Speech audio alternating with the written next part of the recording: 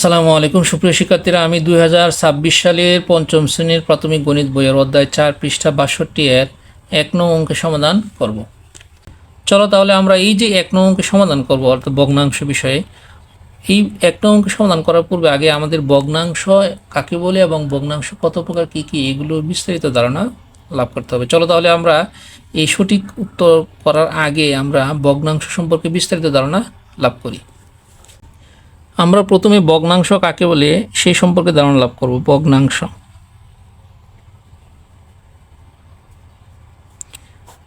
ভগ্নাংশের সংজ্ঞা হচ্ছে কোনো একটি বস্তুকে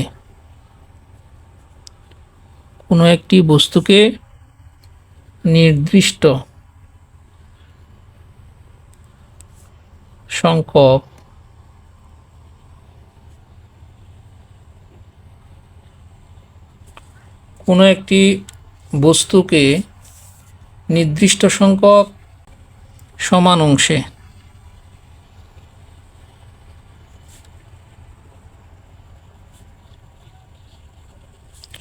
কোনো একটি বস্তুকে নির্দিষ্ট সংখ্যক সমান অংশে ভাগ করে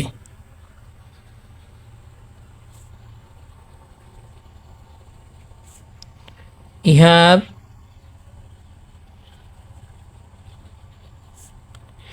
এক বা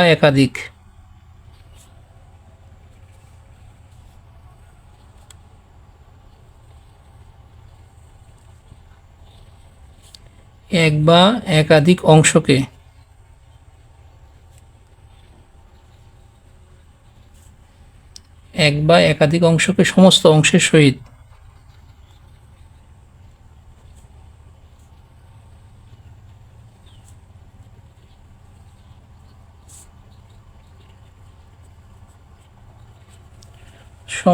অংশের সহিত তুলনা করাকে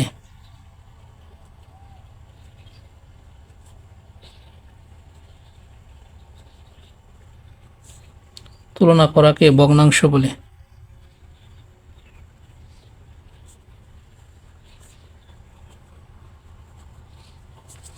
তাহলে ভগ্নাংশ সংজ্ঞা কি পাইলাম?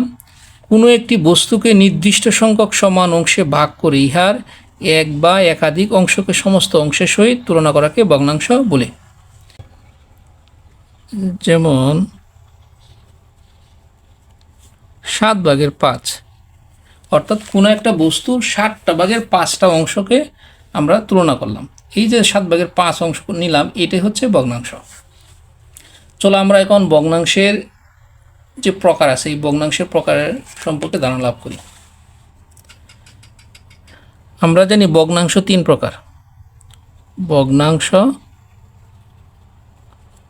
প্রকার।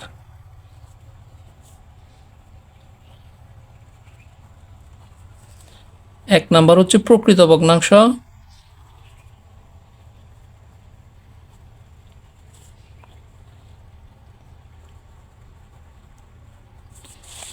দুই হচ্ছে অপ্রকৃত ভগ্নাংশ,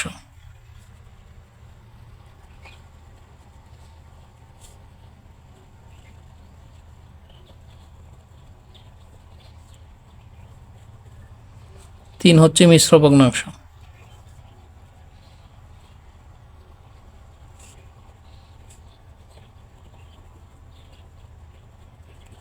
তাহলে ভগ্নাংশ 3 প্রকার পেলাম, একটা প্রকৃত, আর একটা অপ্রকৃত, আর একটা হচ্ছে মিশ্র। চলো প্রকৃত ভগ্নাংশ কাকে বলে সেই সম্পর্কে ধারণা লাভ করি। প্রকৃত ভগ্নাংশ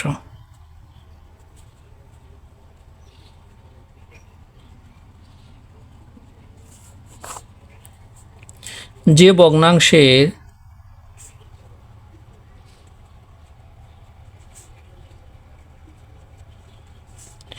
লব ছোট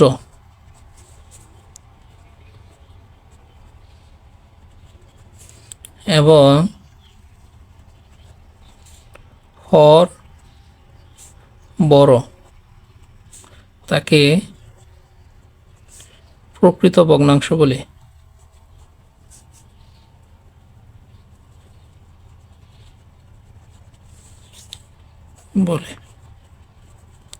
অর্থাৎ কোনো একটা ভগ্নাংশে যদি লব ছোট থাকে এবং হর বড় থাকে তাহলে তাকে প্রকৃত ভগ্নাংশ বলি। যেমন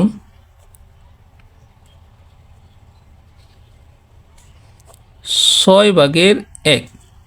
এই যে 6 দেখো বড় আর 1 ছোট।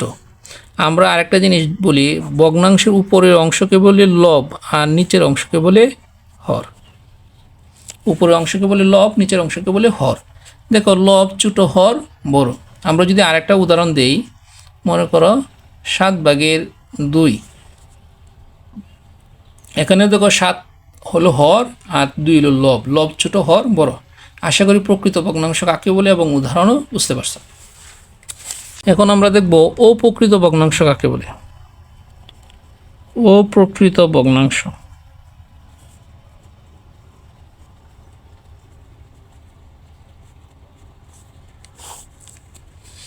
যে ভগ্নাংশের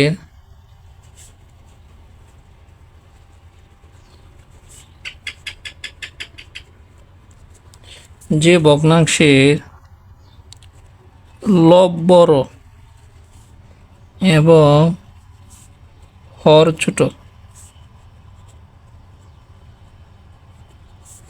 তাকে অপ্রকৃত ভগ্নাংশ বলে।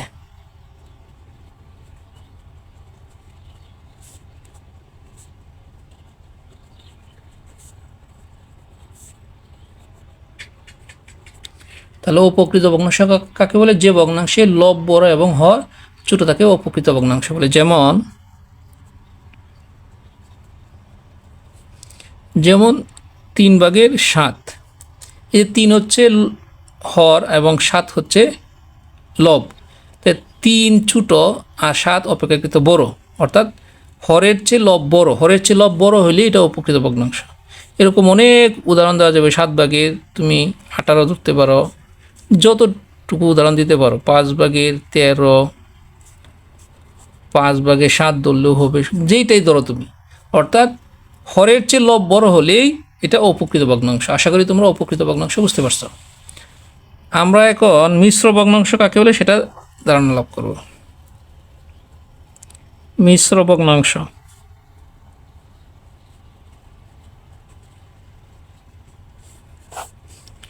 পূর্ণ সংখ্যার সাথে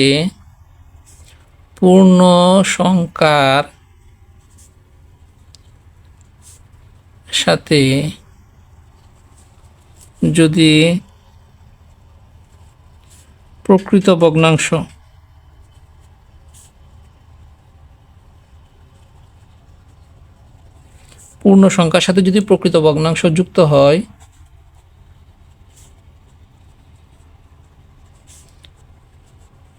তবে তাকে মিশ্র ভগ্নাংশ বলা হয়।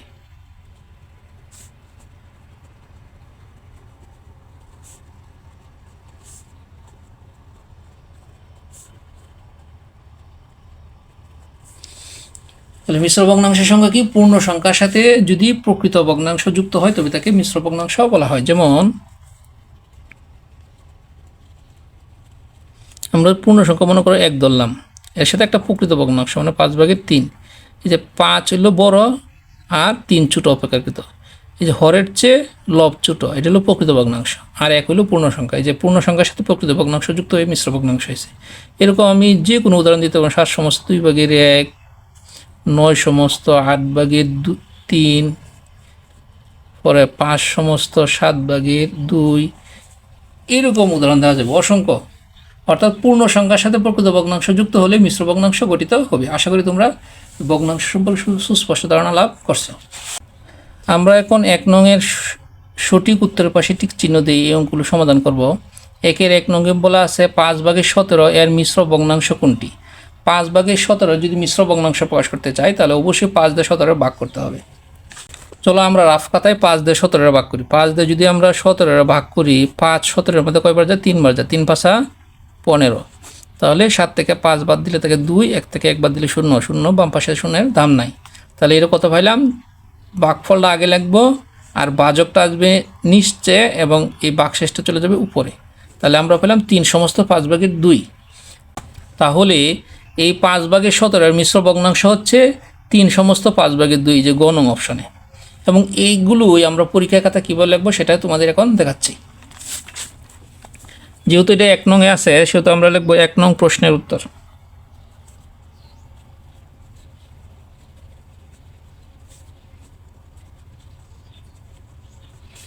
এক নং প্রশ্নের উত্তরে 1-এর গ নং অপশনটা হচ্ছে সঠিক। কি 3 সমস্ত 5/2। আমরা এখন 2 নং অঙ্কের সমাধান করব। 2 নং অঙ্কে বলা আছে নিচের কোনটি সবচেয়ে বড়। এই যে দেখো 4টা অপশন দেওয়া আছে, এই 4টা অপশনের মধ্যে সবচেয়ে বড় কোনটি। নিয়ম হচ্ছে যে লবগুলো যদি একই থাকে তাহলে যে ভগ্নাংশের হর অপেক্ষাকৃত ছোট সে ভগ্নাংশটি সবচেয়ে বড়। তাহলে এখানে দেখো সবগুলো উপরে 3 আছে, আর নিচে কত আছে, একটা নিচে আছে 4, একটা নিচে 5, আর একটা নিচে 7 এবং একটা নিচে 8। তাহলে এইগুলোর তুলনামূলক সবচেয়ে ছোটো হলো 4। তাহলে আমরা জানি কি যে লব একই থাকলে হরের মধ্যে যেটা সবচেয়ে ছোটো সেটা হচ্ছে বড়। তাহলে সঠিক উত্তর হচ্ছে ক 4/3। তাহলে নিচে কোনটি সবচেয়ে বড়, 4/3 হচ্ছে সবচেয়ে বড়। তাহলে 2-এর ক। তাহলে আমরা উত্তরে লিখব 2-এর ক হচ্ছে সঠিক উত্তর 4/3। আমরা এখন 3 নং অঙ্কের সমস্যা সমাধান করব। 56/28 লঘিষ্ঠ আকারে নিচে কোনটি। চলো আমরা 56/28কে লঘিষ্ঠ আকারে প্রকাশ করি। লঘিষ্ঠ আকারে প্রকাশের নিয়ম হচ্ছে যে কাটাকাটি করা, কোনো একটা নির্দিষ্ট সংখ্যা দেয়া। আমরা যদি 7 দিয়ে কাটি তো 4×7 28, 7 দিয়ে যদি আমরা 56 কাটি 7×8 56। আবার দেখো 4 এবং 8-এর মধ্যে কাটাকাটি যায়, 4 দিয়ে 4-এর ভাগ করলে 1, 4 দিয়ে 8-এর ভাগ করলে 2। তাহলে আর তো কাটাকাটি যায় না, তাহলে কত নিচে 2 আর উপরে আছে 1, 2/1। তাহলে 56/28কে যদি আমরা লঘিষ্ঠ আকারে প্রকাশ করি তাহলে লঘিষ্ঠ আকারে প্রকাশ করে আমরা কত পেলাম 2/1। তাহলে সঠিক উত্তর হচ্ছে 2/1 ঘ নং অপশনটি। তাহলে 3-এর ঘ হইল সঠিক উত্তর। তাহলে আমরা পরীক্ষা খাতায় লিখবো 3 লিখে ঘ লিখবো, এভাবে লেখার পরে কত 2/1 হচ্ছে সঠিক উত্তর। আশা করি তোমরা এই যে 1 নং সঠিক চিহ্নের যে পরীক্ষা খাতায় কীভাবে লিখবা সেটা বুঝতে পারছো। সুপ্রিয় শিক্ষার্থীরা, আমার ভিডিওগুলো যদি তোমাদের ভালো লেগে থাকে তাহলে অবশ্যই আমার চ্যানেলটি সাবস্ক্রাইব করে আমার পাশে থাকবা। সকলকে ধন্যবাদ। আসসালামু আলাইকুম।